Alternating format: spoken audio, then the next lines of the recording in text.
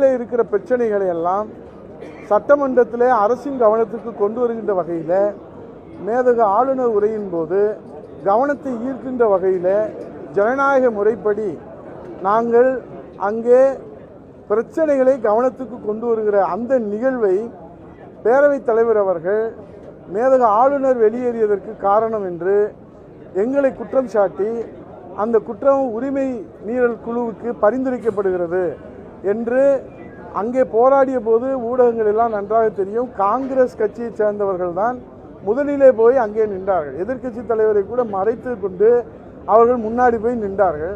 அவர்கள் ஏறத்தாழ 5 நிமிடத்திற்கு மேலே அவர்கள் கோஷம் போட்டார்கள், முற்றுகையிட்டார்கள். ஆனால் அவர்கள் மீதெல்லாம் எந்த விதமான உரிமைக்குழு மீது எந்த நடவடிக்கை இல்லை என்று நாங்கள் பேரவையில் கேள்வி எழுப்பியதற்கு பிறகு மாண்புமிகு முதலமைச்சர் அவர்கள் உரிமைக்குழு நடவடிக்கையை மறுபரிசீலனை செய்ய வேண்டும் என்று பேரவைத் தலைவரை அவர் வேண்டுகோள் விடுத்தார்கள். அதோடு பேரவைத் தலைவரிடத்தில் மாண்புமிகு முதலமைச்சர் அவர்கள் பேரவைத் தலைவர் மூலமாக அதிமுக இது போன்ற நிகழ்வுகளை இனிமேல் தொடராது என்ற உறுதிமொழி தர முடியுமா என்ற கேள்வியும் எழுப்பினார்கள். ஆகவே நாங்கள் மக்கள் பிரச்சனைக்காக மக்கள் மன்றத்தில் எடுத்து வைக்கின்ற ஜனநாயக முறையில் அனைத்திந்திய அண்ணா திராவிட முன்னேற்றக் கழகம் மாண்புமிகு எதிர்க்கட்சி தலைவர் வருங்கால முதலமைச்சர் புரட்சித் தலைவர் எடப்பாடி அவருடைய வழிகாட்டுதலோடு தொடர்ந்து நாங்கள் எடுத்து வைப்போம் என்று நாங்கள் அங்கே பேரவையில் பதிவு செய்தோம். அது குறித்து முதலமைச்சர் எதுவும் பதில் சொல்லவில்லை, பேரவைத் தலைவரும் பதில் சொல்லவில்லை. மாண்புமிகு மூத்த அமைச்சர் அவை முன்னவர் தான் தொடர்ந்து இந்த பிரச்சனைகளை பேசிக்கொண்டே இருக்கிறீர்களே என்று அவர்கள் கேட்டார்கள். இன்றைக்கு ஆளுகிற கட்சிக்கு ஒரு நீதி என்றும் எதிர்க்கட்சிக்கு மக்கள் பிரச்சனைகளை பேசுவதிலே ஒரு நீதி என்றும் இந்த அரசு சட்டத்தை வளைக்கிறது என்பதற்கு எடுத்துக்காட்டு தான் நேற்று தமிழ்நாடு முழுவதும் நடைபெற்ற போராட்டங்கள். அனைத்திந்திய அண்ணா திராவிட முன்னேற்றக் கழகத்தின் சார்பிலே மாண்புமிகு கழகத்துடைய பொதுச் செயலாளருடைய அறிவிப்புக்கிணங்க 82 மாவட்டங்களிலே பாதிக்கப்பட்ட அண்ணா பல்கலைக்கழகத்திலே பாதிக்கப்பட்ட மாணவிக்கு நீதி வேண்டும் என்று இங்கே இருக்கிற மூத்த முன்னாள் அமைச்சர்கள், தலைமை கழக நிர்வாகிகள், மாவட்ட கழக செயலாளர்கள், தொண்டர்கள், பொதுமக்கள், நடுநிலையாளர்கள் எல்லோரும் ஒவ்வொரு மாவட்டங்களிலும் ஆயிரக்கணக்கான பேர்கள் திரண்டு இந்த அரசுக்கு இன்றைக்கு நீதி வேண்டும் என்ற போராட்டத்தை செய்கிற போது அரசு அடக்குமுறையை கையாண்டு அனைவரையுமே கைது செய்து 82 மாவட்டங்களிலும் அது எஃப்ஐஆர் இருக்குது, கைது செய்து கைது நடவடிக்கையை மேற்கொண்டது. இதை நாம் எப்படி பார்ப்பது? அடக்குமுறை என்று சொல்வதா, அல்லது நீதி வேண்டும் என்று போராடுகிற எதிர்க்கட்சிக்கு ஆளுகிற கட்சி இங்கே நாங்கள் நீதி வழங்குகிறோம் என்று சொல்லுகிற சமிகையாக இதை எடுத்துக்கொள்வதா? இதுவரை முதலமைச்சர் இந்த பேரவையில் வருகிற வரை அவர் வாய் திறக்கவே இல்லை. இந்த சம்பவம் குறித்து நாடு யார் அந்த சார் என்று பற்றி எரிந்து கொண்டிருக்கிறது. சிறுமி முதல் பாட்டி வரை பாலியல் வன்கொடுமை நடைபெறாத நாட்களே இல்லை. போதைப்பொருள் நடமாட்டத்தால் சட்டம் ஒழுங்கு சீரழிந்து தமிழ்நாடு சீர்கெட்டு போயிருக்கிறது. காவல்துறையை உள்துறையை கையில் வைத்திருக்கிற முதலமைச்சர் முத்துவேல் கருணாநிதி ஸ்டாலின் வாய் திறக்கவே இல்லை.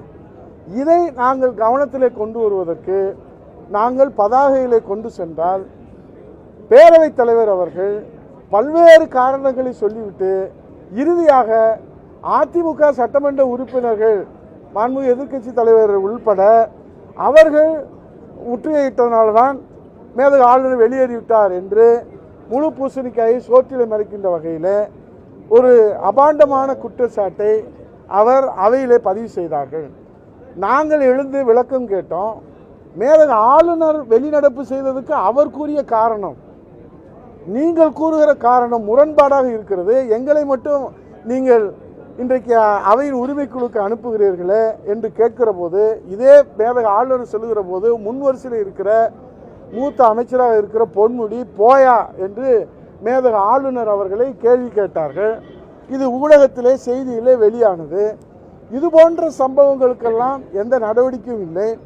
ஆகவே இன்றைக்கு பேரவைத் தலைவர் அவர்கள் மக்கள் பிரச்சனை காங்கிரஸ் கட்சியை சேர்ந்தவர்கள் கருப்பு பேட்ஜ் அணிந்து கொண்டு மேதகு ஆளுநரை முற்றுகையிட்டார்கள்.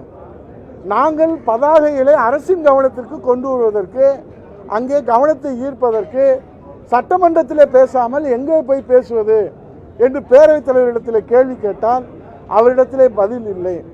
ஆகவே இன்றைக்கு ஆளுகிற கட்சிக்கு ஒரு நீதியாகவும் எதிர்க்கட்சிக்கு ஒரு நீதியாகவும் முதலமைச்சர் பதில் சொல்லுகிறார். நேற்று நடைபெற்ற ஆர்ப்பாட்டத்தில் நாங்கள் வழக்கு தொடுத்திருக்கிறோம் என்று சொல்லுகிறார்.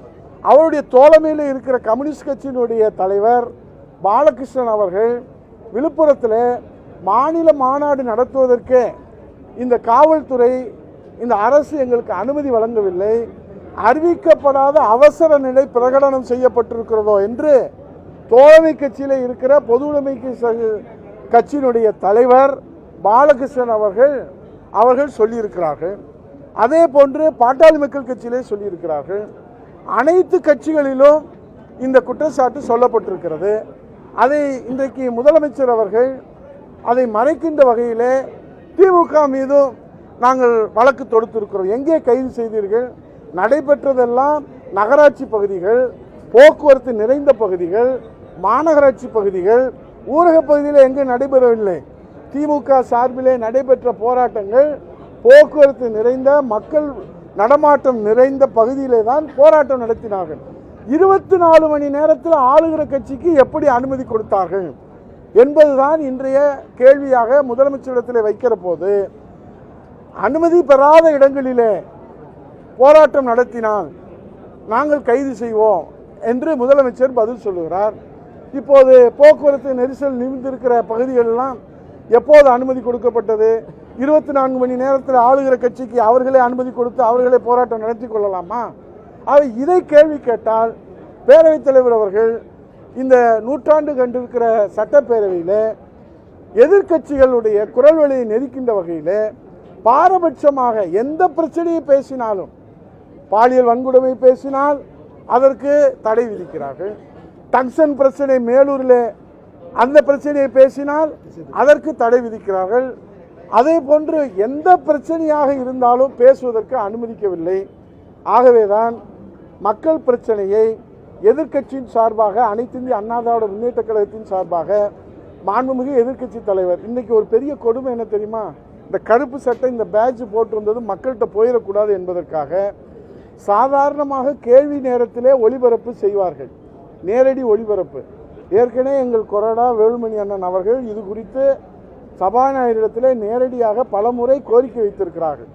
ஏன் மாண்புமிகு எதிர்க்கட்சி தலைவர் அவர்களுடைய உரையை நேரடி ஒளிபரப்பு செய்வதிலே உங்களுக்கு என்ன அச்சம், ஏன் உங்களுக்கு அச்சம் ஏற்படுகிறது என்று பலமுறை கோரிக்கை வைத்திருக்கிறார்கள். இன்றைக்கு நாங்கள் எல்லாம் கருப்பு சட்டை, இந்த பேட்ஜ் அணிந்திருப்பது மக்களுக்கு தெரியக்கூடாது என்பதற்காக சாதாரணமாக கேள்வி நேரத்தில் நேரடி ஒளிபரப்பு செய்வது கூட இன்றைக்கு ஒளிபரப்பு செய்யவில்லை. ஆகவே இது போன்ற பாரபட்சமான நடவடிக்கை. நாங்கள் மக்கள் பிரச்சனையை முன்வைப்பதற்கு எதிர்க்கட்சிக்கு அனுமதி இல்லை. ஆனால் தோழமை கட்சியில் இருப்பவர்கள் ஜால்ரா போடுவதற்கு, முதலமைச்சரை பாராட்டு விழா நடத்துவதற்கு இந்த மக்கள் மன்றத்தை பயன்படுத்தி நேரத்தையும் காலத்தையும், பொன்னான நேரத்தை வீணடிப்பதை கண்டித்து தான் மாண்புமிகு எதிர்க்கட்சி தலைவர், வருங்கால முதலமைச்சர் புரட்சி தலைவர் எடப்பாடியாருடைய வழிகாட்டுதலோடு, எங்கள் மூத்த அமைச்சர்கள், முன்னாள் அமைச்சர்கள் கொறடாவுடைய வழிகாட்டுதலோடு பாரபட்சமாக நடைபெறுகிற பேரவைத் தலைவருடைய நடவடிக்கையை கண்டித்து நாங்கள் இந்த மேதக ஆளுநர் உரைக்கான நன்றி தெரிவிக்கின்ற விவாதத்திலிருந்து வெளிநடப்பு செய்திருக்கிறோம்.